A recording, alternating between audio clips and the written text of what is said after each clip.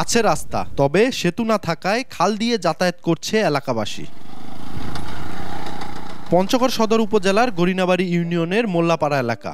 একটি সেতুর অভাব দীর্ঘদিনের। প্রায় 1.5 কিলোমিটার এই কাঁচা রাস্তা। এই রাস্তার মাঝে খাল দিয়ে শুষ্ক মৌসুমে যাতায়াত করতে পারলেও বর্ষা মৌসুমে চরম ভোগান্তি পোহাতে হয় বাসিন্দাদের। সম্প্রতি স্বেচ্ছাশ্রমে রাস্তাটি সংস্কার করেছেন স্থানীয়রা। খালটিতে দ্রুত একটি সেতু নির্মাণের দাবি তাদের। শুষ্ক মৌসুমে তেমন একটা কষ্ট হয় না, কিন্তু বর্ষাকালে খুবই কষ্ট হয়। রাস্তাটি যেহেতু একটি ঢালু জায়গায়, সেক্ষেত্রে একটা ব্রিজ খুবই জরুরি। অসুস্থ মহিলা বা আপনার বয়স্ক লোক যদি যখন ভ্যান নিয়ে যায় বা অটো নিয়ে যায়, তখন ভ্যান উল্টে যায়। প্রেগনেন্ট হয় তাহলে যাতায়াতের কষ্ট হয়, কোনো ভ্যান রিক্সা যাইতে চায় না। প্রত্যন্ত এলাকার গ্রামের মানুষ যে এত বড় উদ্যোগ নিয়ে এই রাস্তাটা করছে, আমি আসলে ওদেরকে ধন্যবাদ দিয়ে ছোট করতে চাই না। এটা একটা বিশাল ব্যাপার করছে।